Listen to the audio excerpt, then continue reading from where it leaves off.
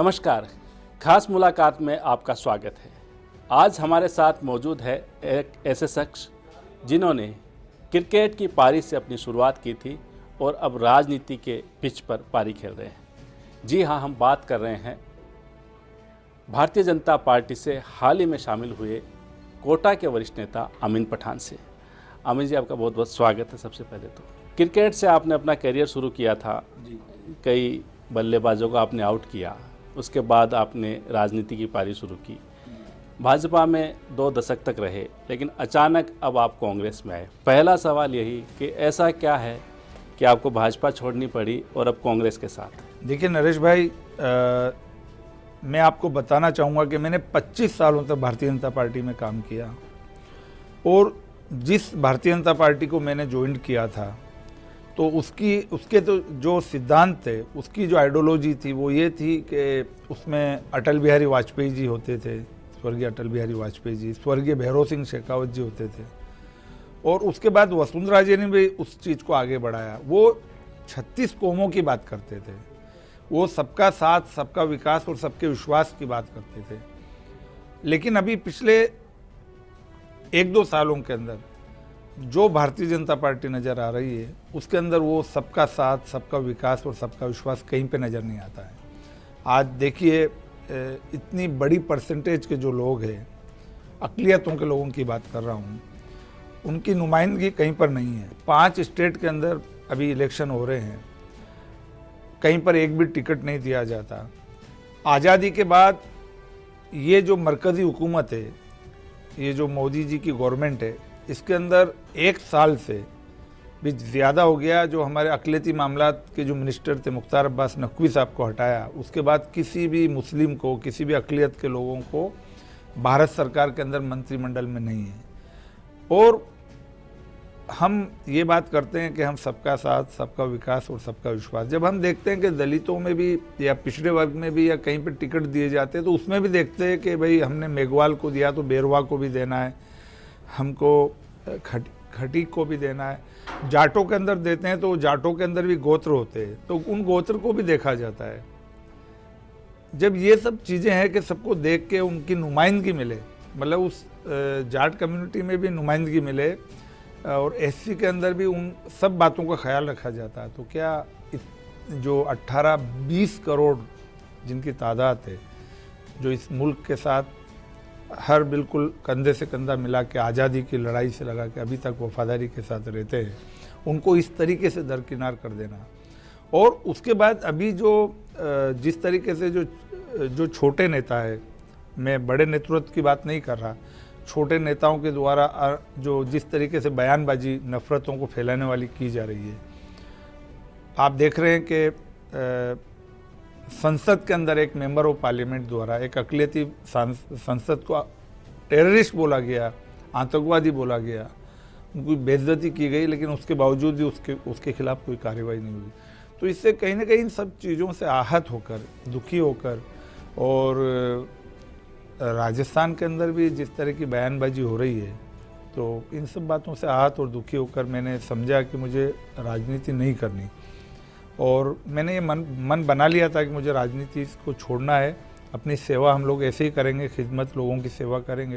लेकिन साथियों ने कहा कि राजनीति के लिए कोई ना कोई पॉलिटिकल पार्टी का सपोर्ट चाहिए, तो इसलिए फिर हमने कांग्रेस की जो गवर्नमेंट है श्री अशोक गहलोत जी की, उन्होंने जो लोगों की बहबूदी और फलाह के लिए जो काम की है, उन्होंने जो योजनाएँ लागू की है, उन योजनाओं को, उनकी गुड गवर्नेंस को देखते हुए ये तय किया कि हमें कांग्रेस ज्वाइन कर लेना चाहिए। और यही बातों को देख के और दुखी होकर, आहत होकर मैंने बीजेपी छोड़ी। कोटा से आपने राजनीति शुरू की थी, बिल्कुल पार्षद कह सकते हैं, शुरुआत की थी। कोटा में काफ़ी काम किया आपने, चाहे क्रिकेट के माध्यम से हो, समाज सेवा के माध्यम से हो, और फिर आप कामा तक गए जी। तो क्या आपको लगता है कि आपने अपना जो पूरा करियर है वो दाव पे लगा दिया था और वहाँ आपको सफलता नहीं मिली, टिकट नहीं मिली, सिर्फ यही एक कारण था कि आपने फिर पार्टी छोड़ने का फैसला किया, या फिर कांग्रेस से कुछ आपको बड़ा आश्वासन कुछ मिला है सर? देखिए, टिकट तो मैंने 2008 में भी मांगा था, 2013 में भी मांगा था। अब 13 में तो बहुत ज़बरदस्त तरीके से मैंने तैयारियां की थी 18 में भी मांगा था, नहीं दिया। लेकिन उस टाइम पे ऐसा नहीं था कि आप टिकट मांग रहे हो, किसी को तो मिलता था, अक़लियतों के लोगों को टिकट मिलता था राजस्थान में। भैरों सिंह जी के टाइम से ये रवायत थी, यहाँ पे परंपरा थी कि टिकट दिए जाते थे। रमज़ान खान साहब को भैरों सिंह जी पुष्कर से इलेक्शन लड़ाते थे, जो धार्मिक नगरी है, जहाँ पे दुनिया का सबसे बड़ा टेम्पल है, ब्रह्मा जी का सबसे बड़ा वहाँ पे मंदिर है, इकलौता मंदिर है। उस विधानसभा से भैरों सिंह जी रमज़ान खां को, एक मुसलमान को, टिकट चुनाव लड़ाते थे। 3 बार उन्होंने टिकट दिया, शायद 2 बार वो जीते भी, 2 या 3 बार जीते थे, 4 बार लड़े, मंत्री भी रहे राजस्थान सरकार में। अब क्या बात हो गई कि ना पुष्कर में, ना डीडवाना में, ना और भी जो जगहों पे, धौलपुर में हबीबुर रहमान साहब, कई सारे लोग थे, उनको सबको बिल्कुल दरकिनार कर दिया गया। मेरी जब बात हुई तो मुझे भी बोला गया कि भाई हम कोटा, जयपुर में या इधर तो चुनाव नहीं लड़ाएंगे, लेकिन हो सकता है कि हम मेवात में चुनाव लड़ाएं, हम शेखावाटी में चुनाव लड़ाएं। तो इसलिए मैंने भी वहाँ पे जाके तैयारी की। ठीक है, मेवात में नहीं दिया था तो आप शेखावाटी में दे देते, मेवात में किसी और को दे देते, मुझे नहीं देना था। तो हमसे भी सवाल होते हैं, हमारे कम्युनिटी के, समाज के लोगों को लोग पूछते क्या मजबूरी है कि आप बीजेपी में हो, जब आपको ये आपको टिकट नहीं दिए जाते। पूरे 5 राज्यों में इलेक्शन हो रहे, एक भी टिकट, ना मध्य प्रदेश में, ना तेलंगाना में, ना छत्तीसगढ़ में, ना राजस्थान में, कहीं पर भी टिकट नहीं दिया गया। केंद्र के अंदर मंत्रालय में कोई मंत्री नहीं है मुस्लिम। उसके बाद जो बोर्ड और निगम कमेटियां ख़त्म हो रही है तो उनके अंदर नियुक्तियां नहीं हो रही है। हम अपने समाज के काम कैसे करेंगे? जो बोर्ड और निगम इसलिए बनाए जाते हैं कि भाई अलग अलग बोर्ड, अलग अलग निगम, अलग अलग समितियां बनती है, तो इसलिए कि वो अपने लोगों की वो रास्ता आसान हो जाए उनके लिए, वो अपनी बात वहाँ रख सके, और जो भी बोर्ड चेयरमैन है, कमेटियों के चेयरमैन है, वो उन बातों को सरकारों तक पहुँचा सके, और इसलिए वो समाज को भी बराबर जो है उनकी भागीदारी बनती रहे, उनके काम होते रहे, उनके एजुकेशन का काम हो, रोज़गार का काम हो। आप देखिए कि जो दुखी जिन जिन बातों से हुए, जो मिनिस्ट्री ऑफ माइनॉरिटीज अफेयर है, उसके अंदर जब ये सरकार जब बनी 19 में, उससे पहले जनाब मुख्तार अब्बास नकवी मिनिस्टर थे, तो उन्होंने बहुत सारी योजनाएं चालू की। कुछ योजनाएं पहले से भी चल रही थी, जो 10वीं और 12वीं के बच्चों को 5,000 और 10,000 रुपये दिए जाते थे। बच्चियों के लिए अलग से एक योजना थी, बेगम महल, जिसके अंदर कोई भी बच्ची 10th 12th पास करती तो कॉलेज में जाती तो उसको एक बड़ा हैंडसम अमाउंट दिया जाता था। उसके अलावा आपको पता है कि मुस्लिम समाज के अंदर जो पारंपरिक जो कला है, वो अपने उनके हुनर है उनके हाथ में, उन हुनर को, जो पुश्तैनी कारोबार है, उसको आगे बढ़ाने के लिए, जो मोदी जी भी, देश के प्रधानमंत्री जी भी कहते थे अपने कारोबार को आगे बढ़ाने के लिए जो उन्होंने बहुत सारी योजनाएं लागू की थी, तो उसी लिए मिनिस्ट्री ऑफ माइनॉरिटीज अफेयर्स ने भी ये हुनर हाट करके एक बहुत बड़ी एक स्कीम चालू की थी, जिससे भारत में रहने वाले मुस्लिम समाज के वो लोग जो अपनी पारंपरिक जो उनकी कला थी, उसमें चाहे कुछ भी काम करते थे, छोटे छोटे कप बनाना, कशीदाकारी करना, बहुत सारी चीज़ें थी उसके अंदर, तो उसको भी बंद कर दिया। लेकिन आपको लगता है कि आप जब कांग्रेस में आए तो बहुत देर कर दी, तब तक तो टिकट भी बढ़ चुके थे, फिर कोई मौका नहीं था कि आपको चुनाव लड़ने का, इसका कहीं आपके मन में मलाल है? नहीं, लोग कह रहे हैं इस बात को कि आपको पहले ही आ जाना चाहिए था। हमें लगता था कि भारतीय जनता पार्टी किसी को भी टिकट नहीं देंगी, अब लग रहा है, लेकिन ठीक है, देर आए दुरुस्त आए। हमें सेवा करनी है, सेवा हम बगैर चुनाव लड़े भी कर सकते हैं। और जो राजस्थान के अंदर जो अशोक गहलोत जी ने जो योजनाएं चालू की है, जो उनकी चिरंजीवी योजना है, वो अगर जब लोग बीमार होते हैं तो उनको अपने घरों को बेचना पड़ता है, अपने जेवर बेचने पड़ते हैं इलाज कराने के लिए। मैं मध्यम वर्गीय परिवारों की बात कर रहा हूँ, लेकिन अशोक गहलोत जी ने इस योजना के जरिए लोगों को, एक बोलते हैं ना, घर का एक बड़ा खड़ा होता है कि मैं पीछे खड़ा हूँ, तो ये योजना ऐसी है, इससे किसी को कोई तकलीफ नहीं आएगी। कोई अगर बीमार होता है, परेशान होता है, तो ये चिरंजीवी योजना के जरिए उनके इलाज होंगे। आप देख रहे हैं कि 500 रुपये में गैस सिलेंडर कर दिया है। आप देख रहे हैं कि महिलाओं को 10,000 रुपये की वो जो एक गारंटी दी गई है। ये सब जो चीज़ें हैं उससे मुतासिर होके, प्रभावित होके मैंने देखा कि वाकई में ये वो काम कर रही है सरकार जो लोगों के हितों के लिए, लोगों के समस्याओं को दूर करने के लिए काम कर रही है।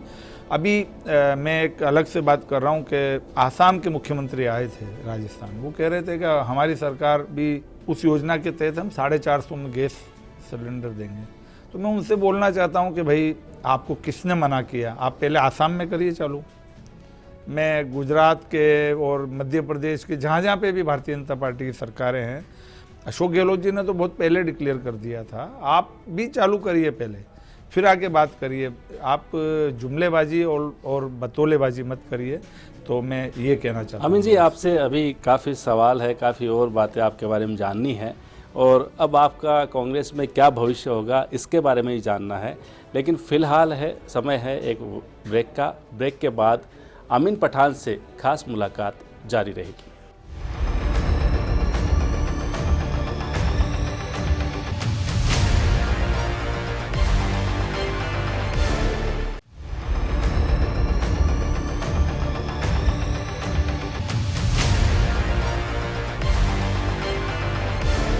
ब्रेक के बाद आपका फिर से स्वागत है। हम बात कर रहे हैं कांग्रेस में शामिल हुए अल्पसंख्यक नेता अमीन पठान से। अमीन जी, अभी तक आपके पहले के भाजपा के करियर के बारे में बातचीत हुई, लेकिन पॉलिटिकल करियर के अलावा आपने कई अन्य जिम्मेदारियां भी निभाई है, चाहे वो अजमेर दरगाह कमेटी की हो, चाहे हज कमेटी को हो। तो एक कह सकते हैं कि राजस्थान का जो एक चेहरा, अल्पसंख्यक चेहरा, जिसने देश में भी नाम कमाने का मौका मिला था, तो क्या अब लगता है जब आप कांग्रेस में आए हैं तो इसका फ़ायदा कहीं कांग्रेस को आप दिला पाएंगे? देखिए, निश्चित तौर पे इसका फ़ायदा कांग्रेस को मिलेगा, क्योंकि पूरे देश के अंदर, पूरे मुल्क में मेरी फॉलोइंग है, मेरे को जानने वाले, चाहने वाले। जब मैं गरीब नवाज जो दरगाह है, अजमेर दरगाह कमेटी का चेयरमैन था, तो उसके नाते से मुझे कश्मीर से लेके केरला तक और तमाम स्टेटों के अंदर जाने का मौका मिला। जो कॉन्फ्रेंस होती थी, बड़ी बड़ी कॉन्फ्रेंसेस में मुझे जाने का मौका मिलता था, जहाँ पे स्कॉलर आते थे, बड़े धार्मिक गुरु आते थे, उनके बीच में बैठने का और लोगों से मिलने का, रूबरू होने का मौका मिला। क्रिकेट के माध्यम से जब मैंने बीसीसीआई की कमेटियों में रहा, आईपीएल में काम किया, आरसीए में काम किया, एक्टिंग प्रेसिडेंट भी रहा, वाइस प्रेसिडेंट भी रहा, तो युवाओं में पूरे देश में एक फॉलोइंग है। तो इन सब चीज़ों का निश्चित तौर पर राजस्थान में तो फ़ायदा होगा ही। मैं कोशिश कर रहा हूँ कि ज़्यादा से ज़्यादा विधानसभाओं को टच करूँ, वहाँ पे जाऊँ, लोगों में मैसेज करूँ। लेकिन इसके बाद में मुझे उम्मीद है कि कांग्रेस जो अभी मुझे जिम्मेदारी दी है महासचिव की, लेकिन आने वाले वक्त में मुझे पूरे भारत के अंदर भी कांग्रेस जब 2024 का इलेक्शन होगा उसके पहले पूरे देश के अंदर मुझे भेजेगी, तो मैं निश्चित तौर पे उससे फ़ायदा मिलेगा।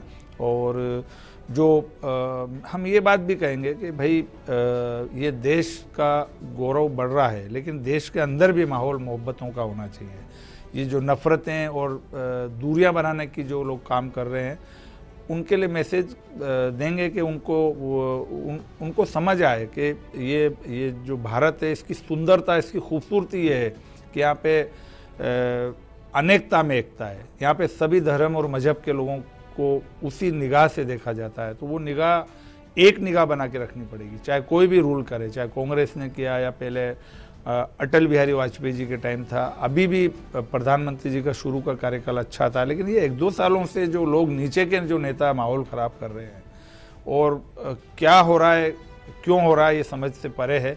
लेकिन इन सब चीज़ों के अंदर उनको सुधार करना चाहिए, क्योंकि देश के पूर्व प्रधानमंत्री स्वर्गीय अटल बिहारी वाजपेयी जी ने लोकसभा के अंदर कहा था, पार्टियां आएगी, सरकारें आएगी और जाएगी, लेकिन ये देश रहना चाहिए। तो सरकार बनाने के लिए नफ़रतें हमको नहीं फैलानी है, हमको जहर नहीं घोलना है आपस के अंदर। हमारे आने वाले छोटे छोटे बच्चों को हम क्या मैसेज देना चाह रहे हैं, ये जो आने वाला मुस्तकबिल है, फ्यूचर है, उनको हमको ये बताना पड़ेगा कि देश, भारत की जो महानता, भारत की खूबसूरती, सुंदरता ये है कि यहाँ पे अनेकता में एकता है, सभी धर्म और मजहब के लोग। जब दिवाली होती है तो सब मुस्लिम लोग भी दिवाली वहाँ पे जाते हैं मिठाई खाने के लिए। जब सेवैयाँ होती है तो हिंदू भाई मुस्लिम घरों पे जाते, सेवैयाँ खाते, बधाई देते, मुबारकबाद देते, गले मिलते। तो यही हमारे देश की खूबसूरती है, इसको बनाए रखना है। सरकारें बनना चाहिए, योजनाएं लाना चाहिए, विकास की बात करना चाहिए। कोई ने विकास नहीं कराया तो उसको चेंज करके दूसरी सरकार बने, लेकिन उसका जो मॉड्यूल होता है वो गुड गवर्नेंस होना चाहिए, डेवलपमेंट होना चाहिए, ना कि ये सब चीज़ें। इन सब चीज़ों पे रोक लगना चाहिए और इन सब चीज़ों से मैं कहना चाहूँगा भाजपा के लोगों से भी, जो वरिष्ठ जो ऊपर जो लोग बैठे हैं उनसे भी, कि इन पे कहीं ना कहीं रोक लगाना चाहिए। अब 2 दशक बाद भाजपा छोड़ के जब कांग्रेस में आ रहे थे, तो क्या आपके उन साथियों ने ज़रूर आपसे संपर्क साधा होगा कि आमिर भाई क्यों जा रहे हैं? तो कुछ था इस तरह का, लोगों ने रोकने की कोशिश की आपको? ये कहूँगा कि ऊपर के जो लोग हैं दिल्ली में, उन्होंने तो बात नहीं की। मेरे जो मंत्री थे उन्होंने बात की थी, और नीचे के जो मेरे साथी थे, जो बोर्डों में रहे, जो मेरे साथ संगठन में जिन्होंने काम किया, उन्होंने कहा इस बात को। जब मैंने ये तर्क दिए, मेरी बात मैंने बताई, तो उनको लगा कि आप सही कह रहे हैं, अभी माहौल तो ऐसा है। तो और फिर मैंने निर्णय कर लिया था। मैं अपने निर्णयों के लिए बहुत मजबूत हूँ, आप जानते हैं, आपने मेरी क्रिकेट सियासत को देखा कि उसी पर मेरा अगला सवाल है आपका, क्योंकि क्रिकेट की आपने बात की, और राजस्थान में क्रिकेट और राजनीति जुड़ी हुई है, और कई बड़ी लड़ाइयाँ क्रिकेट में भी आपको लड़ते हुए देखा है। आपने ललित मोदी के साथ भी काम किया, उनसे विवाद हुआ था। आपने सीपी जोशी के साथ भी काम किया, वैभव गहलोत के साथ काम कर रहे हो। तो आपको लगता है कि वहाँ जो काम करने का आपका अनुभव है, वो कहीं ना कहीं पार्टी में उसको किस तरह से आप दे पाएंगे उस अनुभव? देखिए, वहाँ पे जब हम आरसीए में काम करते थे तो दोनों पार्टी के आइडियोलॉजी के लोग थे वहाँ पे भारतीय जनता पार्टी के लोग भी थे, वहाँ पे कांग्रेस के समर्थन के जो लोग थे। आपको पता है कि पूर्व यूनियन मिनिस्टर और स्पीकर हमारे श्रीमान सीपी जोशी जी रहे, वैभव गहलोत जी रहे। उसके पहले जो भारतीय जनता पार्टी की तरफ से मैं था, तो अलग अलग सबका तरीका था। ललित मोदी जी ने जो आज देश को आईपीएल दिया, उन्हीं की वजह है, लेकिन कुछ वजह थी फिर बाद में उनकी एरोगेंसी, उनका जिदपना। जब बीसीसीआई में उनके साथ प्रॉब्लम हुई, हमने उनसे कहा कि आप इंटरेस्ट ऑफ क्रिकेट में आप रिज़ाइन कर दो, उन्होंने नहीं किया, लड़ाई जारी रखी। हम लोगों ने, सभी राजस्थान क्रिकेट एसोसिएशन के लोगों ने हमारा साथ दिया, और उसके बाद आपको पता होगा नो कॉन्फिडेंस लाके उनको हमने हटाया, और वो एक बड़ी लड़ाई थी, वो लड़ी और हमको उसमें कामयाबी मिली। और आज उसी की वजह है कि राजस्थान को फिर से एफिलेशन मिला, आईपीएल शुरू हुआ, हमारे नाम से हमारी रणजी ट्रॉफी टीम खेल रही है। तो वो भी सब किया है, और आने वाले वक्त में भी राजस्थान क्रिकेट को आगे बढ़ाने के लिए राजस्थान की क्रिकेट कैसे और इसमें सुधार हो सके। अभी मैं वैभव गहलोत जी का भी धन्यवाद दूंगा, अशोक गहलोत जी का और सीपी जोशी साहब का भी धन्यवाद दूंगा कि आज जो वर्ल्ड क्लास स्टेडियम हमारे जयपुर में बन रहा है, चौक के अंदर, आपको पता है उसका काम बहुत तेज़ी से चल रहा है। तो उससे निश्चित तौर पे यहाँ पे बड़ी प्रतियोगिताएं होगी, इंटरनेशनल मैच मिलेंगे। अभी इस बार वर्ल्ड कप का मैच नहीं मिला, लेकिन जब ये कंप्लीट हो जाएगा तो वर्ल्ड कप के मैच भी यहाँ पे मिलेंगे। आईपीएल लगातार यहाँ पे होता रहेगा। तो राजस्थान में क्रिकेट का जो फ्यूचर है बहुत अच्छा है। इंफ्रास्ट्रक्चर पे काम हो रहा है, खिलाड़ियों के लिए और उनको अच्छी सुविधाएं देने के प्रयास कर रहे हैं। जिलों में, डिवीज़न में भी कुछ एकेडमियाँ बननी शुरू हुई है, तो उसके अंदर भी बहुत अच्छा काम हो रहा है। और वैभव गहलोत जी अभी अच्छा काम कर रहे हैं।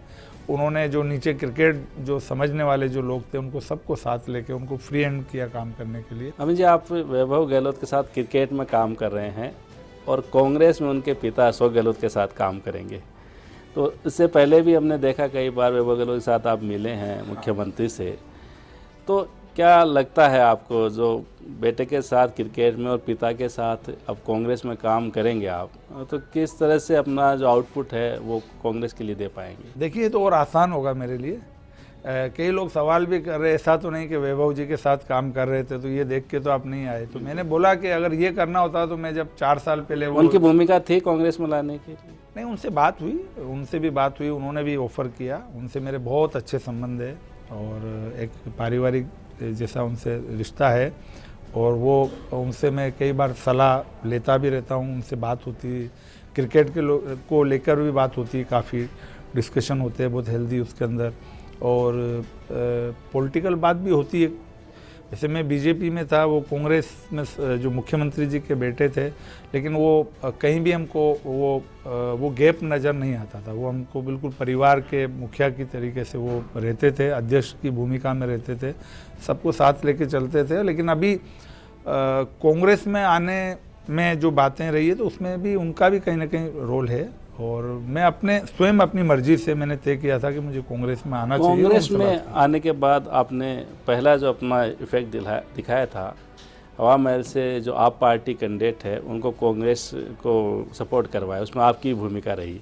तो ये इस तरह की जो भूमिका है, अब चुनाव सर पे हैं, तब किस और भी प्रदेश के अन्य हिस्सों में भी आपकी इसी तरह की भूमिका रहेगी? बिल्कुल बिल्कुल। अभी और कई सारे जो भाजपा के पार्षद हैं उनसे बात चल रही है, वो आएंगे। कुछ और विधानसभाएं हैं जहाँ पे इंडिपेंडेंट ऐसे लोग खड़े हुए जो कांग्रेस के कैंडिडेट को उनसे परेशानी है, उनको भी जल्दी हम कांग्रेस में लेके आने वाले हैं। उनको कांग्रेसी कैंडिडेट के पक्ष में बैठाने का काम भी हम कर रहे हैं। उनको समझाइश कर रहे हैं कि अभी ये राजस्थान की तकदीर और तस्वीर का फैसला होना है। आप अपनी जो छोटी लड़ाई है कैंडिडेट से, हो सकता है कैंडिडेट से आपकी नाराज़गी होगी, लेकिन उनको दूर कर और ये जो इस तरह की ताकतें हैं जो माहौल ख़राब कर रही है, उनको रोकने के लिए आपको साथ आना चाहिए। कंधे से कंधा मिलाकर इन विधायकों को जिताएं ताकि फिर से राजस्थान में कांग्रेस की सरकार बने। भाजपा में आपका राजनीतिक कैरियर मैंने देखा है पूरा, लेकिन अब जो लोग सोच रहे हैं, आपके फॉलोअर भी सोच रहे हैं कि कांग्रेस में अमीन पठान का भविष्य क्या होगा। कुछ क्या भरोसा दिलाया है कहीं से भविष्य में कुछ टिकट देने का, सरकार बनती है तो कोई राजनीतिक पद देने का? देखिए, जब मैं कांग्रेस की तो अभी की बात है, जब मैं भारतीय जनता पार्टी में आया था तब भी ऐसा कुछ नहीं था। मैंने अपनी लाइन जो बड़ी की है वो अपनी मेहनत से की है। मैं कॉरपोरेटर का इलेक्शन लड़ा, जीता कोटा के अंदर फर्स्ट टाइम पे भारतीय जनता पार्टी के सिंबल पर, और उसके बाद मेहनत करते रहे, आगे बढ़ते रहे। तो यहाँ पर भी अगर मैं मेहनत नहीं करूँगा, अगर सिंबल मेरे को ये जो पद दिया लेके बैठ जाऊँगा तो कोई नहीं पूछेगा। अगर मैं मेहनत करूँगा तो जो चाहे शीर्ष नेतृत्व हो, चाहे राजस्थान के जो आला नेता है, उन सब की निगाह में आऊँगा। और मेहनत, अमीन पठान की पहचान ही मेहनत है, और मैं मेहनत करूंगा, और मेहनत करूंगा तो निश्चित तौर पे मेरे जो गोल है उनको मैं अचीव करूंगा। बिल्कुल। चलते चलते आपकी तरफ से आपके जो फॉलोअर जो देख रहे हैं फर्स्ट इंडिया के माध्यम से, उनको अगर आप कोई संदेश देना चाहे तो? बस मैं आप सबसे कहना चाहता हूं कि मैं जो मेरे साथ जो लोग थे, मैंने कांग्रेस ज्वाइन की, आपको पता है श्री अशोक गहलोत जी के नेतृत्व में। आने वाले वक्त में जो ये इलेक्शन भी आ रहा है, उसमें भी आपको मेरे साथ रहना, मेरा साथ देना। जो अभी तक आप लोगों ने मुझे साथ दिया, और जो प्रेम, जो सपोर्ट, जो मेरी ताकत आप लोग थे, वो आने वाले वक्त में भी बने रहेंगे। और ये चुनाव तो 25 तारीख को निकल जाएंगे। कुछ लोग नफ़रतों की बात करें, आपको उनके बहकावे में नहीं आना है। आपको बस अपना वोट डालना है और समझदारी रखनी है। इलेक्शन आते रहते हैं, चले जाते हैं, लेकिन हमारा राजस्थान रहना चाहिए, हमारा देश रहना चाहिए, भाईचारा रहना चाहिए, मोहब्बतें रहना चाहिए। बस मेरा यही मैसेज है आप सबको, और आप सब लोग मतदान करेंगे ऐसी मैं उम्मीद करता हूँ। बिल्कुल अमीन पठान जी, आपने फर्स्ट इंडिया से एक खास मुलाकात की, इसके लिए आपका बहुत बहुत शुक्रिया। तो अमीन पठान जो कांग्रेस में अब राजनीति की नई पारी खेलने के लिए आए हैं, इनका कांग्रेस में भविष्य क्या होगा ये तो चुनाव के बाद पता लगेगा। लेकिन हाँ, जिस तरह से इन्होंने क्रिकेट में अपना नाम कमाया है, चाहे वो प्रशासक के रूप में, और जिस तरह से इन्होंने विभिन्न पदों पर रहते हुए काम किया है, तो इनके प्रशंसकों को, इनके फॉलोअर्स को उम्मीद है कि अब कांग्रेस की नई पारी भी इनको रास आएगी। अमीन पठान के साथ खास मुलाकात बस इतनी ही। फिर मिलते हैं एक नई शख्सियत के साथ, तब तक नमस्कार।